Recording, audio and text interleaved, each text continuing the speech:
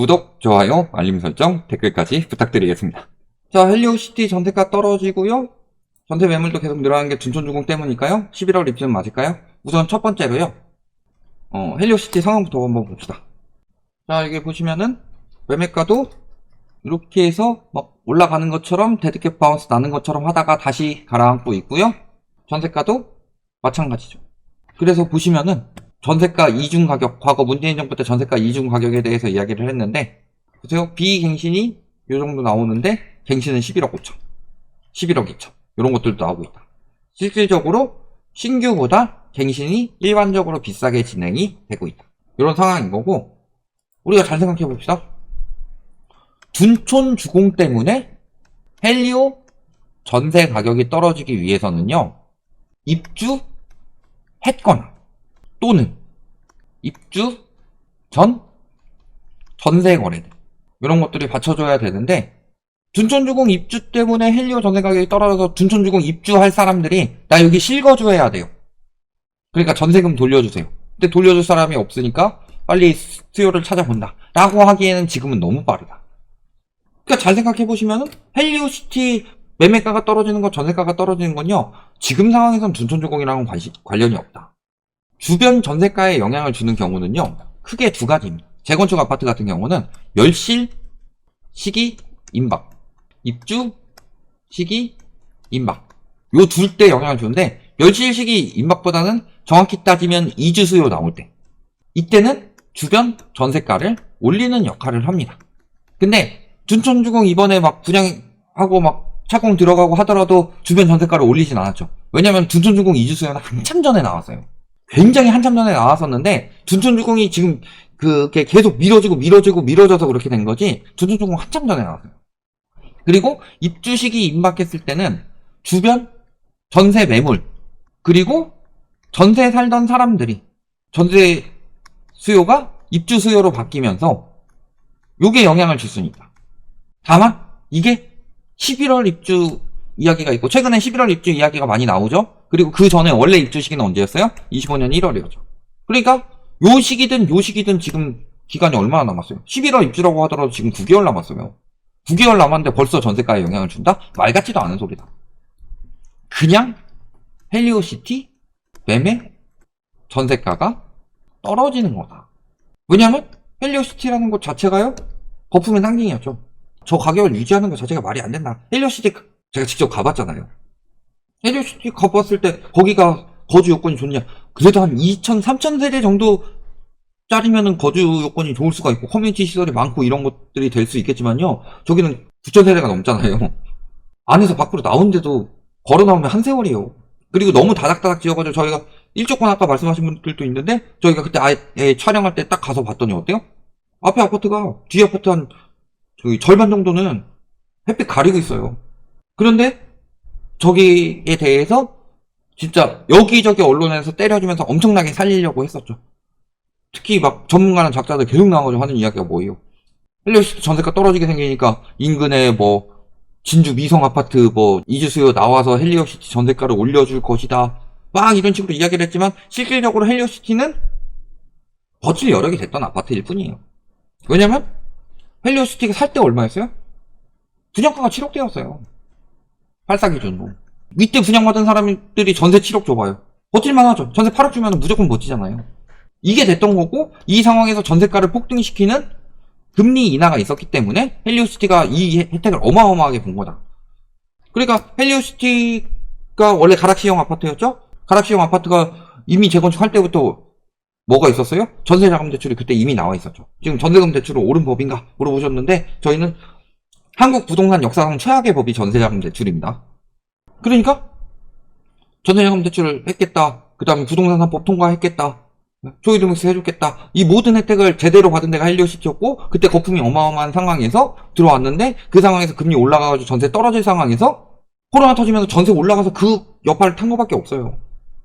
그러니까 전세가 막 올라가죠? 전세가 막 올라가는데 헬리오시티는 그때 들어온 지 얼마 안 된 아파트니까 상대적으로 전세 물량이 많죠. 전세 물량이 많아 전세가 쭉쭉 올리니까 그만큼 특히 매매가 계속 올라간다, 이 생각 드니까 거기 무리하게라도 주고 산 거고. 근데 실질적으로 헬리오시티 봐봐요. 뭐 잠실만큼 한강 조망이 나와요? 뭐가 돼요? 잘 생각해보세요. 요즘에 둔촌주공이랑 헬리오시티 비교하는 거 보면요. 송파구인데도 둔촌주공보다 밀린다는 이야기를 많이 듣고 있어요. 다만 선도 아파트. 선도 아파트는 헬리오시티가 선도 아파트가 되게 굉장히 좋은 아파트입니다. 아마 둔촌주공 들어올 때까지는 선도 아파트 1등은 무조건 헬리오시티예요. 왜냐면 선도 아파트는 그 아파트의 시가총액을 가지고 이야기를 하는데 세대수가 많으니까. 쪽수가 많으니까 그런 거죠. 그런 걸 뿐인 거고, 그러니까 당연히 금리 올라가고 영향 받으면은 헬리오시티도 똑같이 영향을 받는 거예요. 다만 지금도 말씀하셨지만 왜 저 비싼 가격에 거래량이 많냐? 일부는 진짜로 거래가 된 거일 수도 있고, 일부는 부담 때문에 높은 가격을 통해서, 왜냐면 가격 떨어뜨려서 양도하면 큰일 나니까 높은 가격을 통해서 높은 전세를 주고 높은 가격으로 양도를 해요. 그러면은 부담도 증여가 되죠. 이런 형식으로 진행이 됐을 가능성도 높고, 그러니까 저희가 그런 부분을 많이 말씀을 드렸어요. 가구수가 늘어나서 집값이 계속 올라간다. 왜냐면 인구수는 줄어도 가구수가 늘어나니까 수요가 늘어나는 거다. 근데 가구수가 늘어난 이유는 문재인 정부의 규제 정책 때문이에요. 다주택자가 1가구 4주택 가지고 있는 것보다 4인 가족이면은 1가구 1주택씩 4가구 4주택을 만드는 게 더 좋으니까. 그래서 문재인 정부 규제가 강화됐던 2019년, 2020년에 가구수가 어마어마하게 늘어납니다. 근데 이걸 가지고 수요라고 말하고 있어요. 근데 1가구 4주택이 4가구 4주택이 됐다고 해서 그 4개의 집에 다 실수요로 들어가냐? 아니에요. 그 4명은 다 한 가구에 그대로 살면서 명의만 바꾼 거기 때문에 나머지 3주택은 그대로 전세로 남아있어요. 그러면 이게 무슨 수요가 되냐? 그렇잖아요. 이걸 가지고 가구수가 늘어나서 수요가 증가한다고 말하고 있어요. 정신 나간 소리지. 규제 때문에 집값이 올라가는데 집값이 올라가서 1인 가구가 갑자기 급증해요? 집값이 올라가면은 1인 가구로 독립할 사람들도 독립 안 해요, 원래. 생각해보세요. 전세가 올라가면은, 아, 독립해볼까 하다가, 아니, 부모님 잔소리 듣더라도, 야, 저기 독립하면은 전세 이자가 얼마고 월세가 얼만데, 이 생각부터 들어가는 건데. 이게 핵심인 거고, 그 중에서 헬리오시티라는 곳 자체가요, 일단은 선도 아파트 중에서 1등이죠. 선도 50 아파트 중에서 시가총액은 헬리오시티가 가장 높을 겁니다. 왜냐면 세대수가 많아서. 그러니까 어느 정도 대표하는 곳이라고 말할 수가 있고, 근데 지금 상황을 보면은 데드캣 바운스 때 어디 먼저 거품이 꼈어요?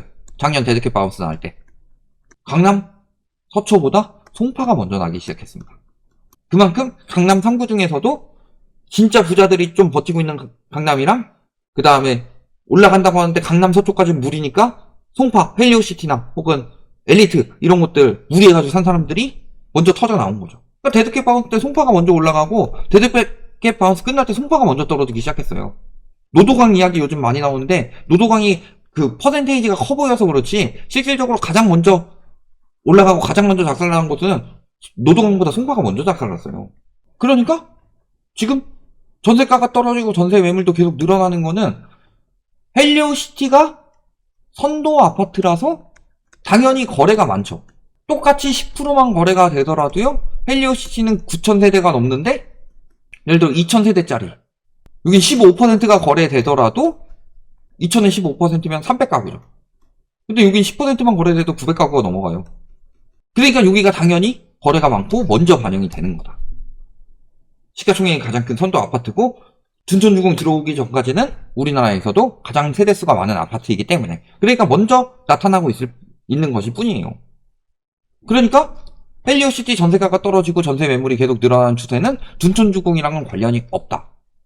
이게 만약에 적어도 한 6월, 7월 이때쯤 나오고 11월 입주를 한다고 했을 때, 입주가 빨라졌죠. 총의안에 따라서 입주가 25년 1월에서 11월로 바뀌었죠. 11월 입주라고 치면요, 그래도 한 3, 4달 전 해가지고 한 7월쯤에 헬리오시티 전세가가 떨어졌다 라고 이야기를 하면요, 아, 헬리오시티에서 나와서 둔촌주공으로 들어가려는 사람들이 많겠구나.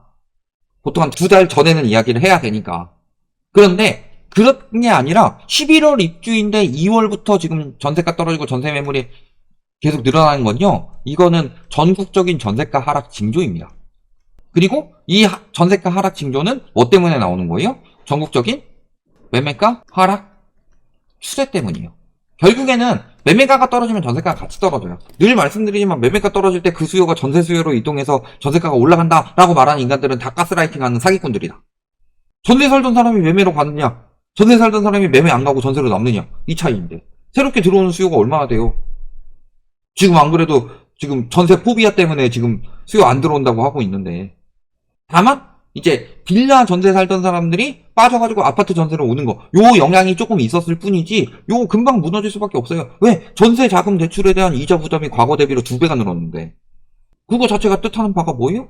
결국에는 전세가가 금리 영향을 많이 받는 이유는 전세 자금 대출 부담 때문이에요. 그런데 지금 전세가가 영향을 천천히 떨어지는 이유는 아까도 보셨지만 갱신 매물이 지금 신규 매물보다 비싸게 전세가가 거래가 됩니다. 그게 이중 가격이 현재 형성이 되었다는 소리예요. 그런데 전세가를 돌려주지 못하니까 억지로 세게 내놓는 거고 그 가격에서 새롭게 낮은 가격으로 전세를 못 받는 집주인들 때문에 버티고 있는 거인데요.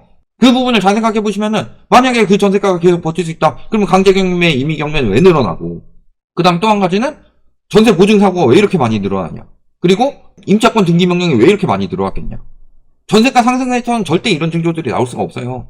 전세가가 떨어져야 되는데 집주인들이 돈이 없어서 못 떨어뜨리고 있으니까 전세가는 버티는데 여러 가지 사건 사고가 터지는 거. 이게 현실이고 그게 얼마나 오래 버틸 수가 있겠냐. 지금은 전세가 떨어지지 마 하고 이렇게 계속 붙잡고 있는 것일 뿐이지만 이쪽에 무게는 계속 점점 더해지고 있는데 그거 언제까지 붙잡고 있을 거겠어요.